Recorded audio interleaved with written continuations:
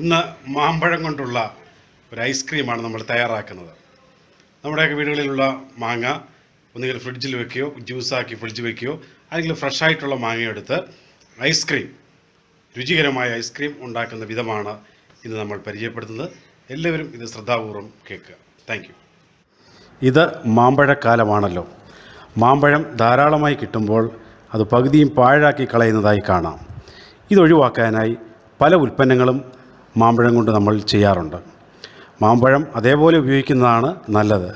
കാരണം ധാരാളം fibre content അതിലുണ്ട്. പക്ഷേ ധാരാളം ഉള്ളപ്പോൾ അത് മറ്റൊരു രൂപത്തിലാക്കി നമുക്ക് ഉപയോഗിക്കാനായിട്ട് സാധിക്കും. കൃത്രിമമായി യാതൊരു ചേരുവയും ഇല്ലാതെ ഉണ്ടാക്കുന്നതാണ് നിങ്ങൾ കാണാൻ പോകുന്നത്, മാമ്പഴം കൊണ്ട് ഐസ്ക്രീം. ഇത് തയ്യാറാക്കുന്നതിന് 1 കവർ പാല്, 5 മാമ്പഴം മിക്സിയിൽ അടിച്ചത്, 1 ടേബിൾ സ്പൂൺ ഗോതമ്പ് പൊടി, 5 സ്പൂൺ പഞ്ചസാര എന്നിവയാണ് ഞാൻ എടുക്കുന്നത്.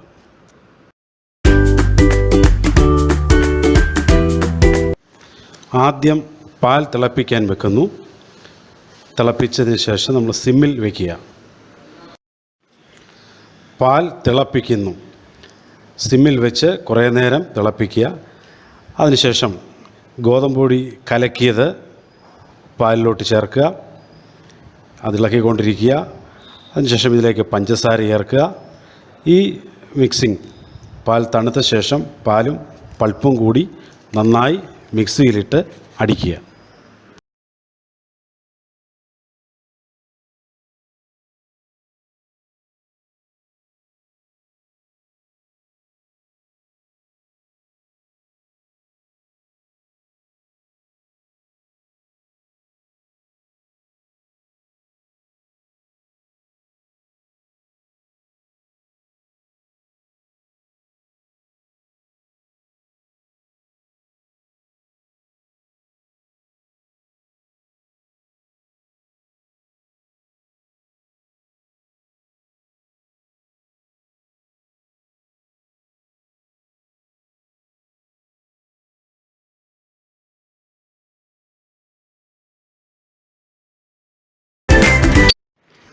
മിക്സിയിൽ നിന്ന് എടുത്തതിന് ശേഷം ഫ്രിഡ്ജിലേക്ക് വെക്കത്തക്ക രീതിയിൽ ഒരു പാത്രത്തിലേക്ക് മാറ്റുന്നു.